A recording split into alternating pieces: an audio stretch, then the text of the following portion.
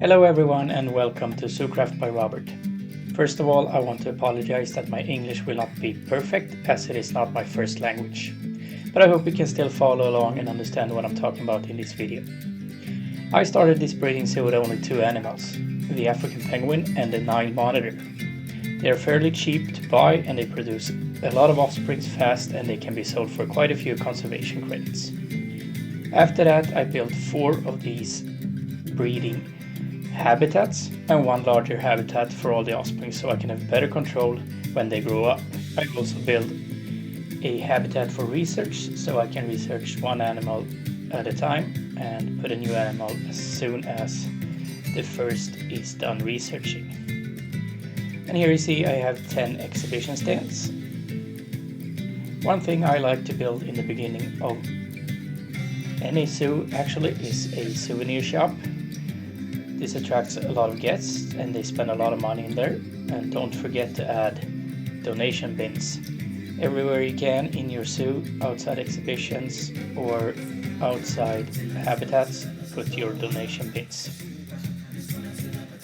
Here you see the Nile monitor habitat, and as I said before, they breed easy and give you quite a few conservation credits when you sell them.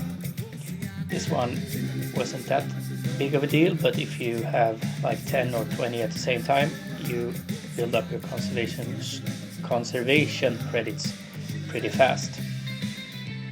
And this is my African penguin habitat. They have a lot of offsprings, and as you see here, this one sold for 117 conservation credits, and I think I released more than 1,000 penguins since I started this zoo. All gold, so they are pretty good. And right now, as you can see, I have a little over 450,000 conservation credits. And now moving on to the animal of the week, the African lion.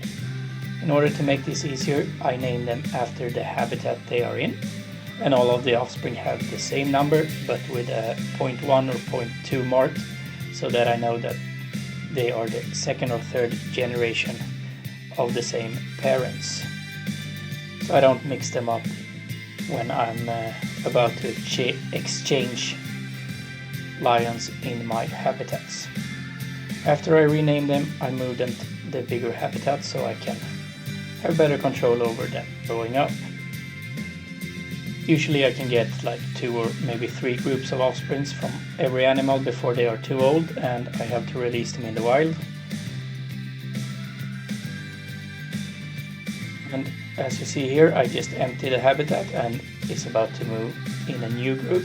So I start with the male, and when I get him in, I look at the females matching up with a partner that will produce 100% offsprings. And when I find those females, I put them on birth controls. So when I go into the Animal Center tab, it's easier to find them and move them into the right habitat. And when I find 4 females to every male, I move them into the same habitat and rename them 1, 2, 3 or 4 depending on what habitat they are in. In this way, I find it easier to know where the offsprings came from and to keep them apart at a later stage.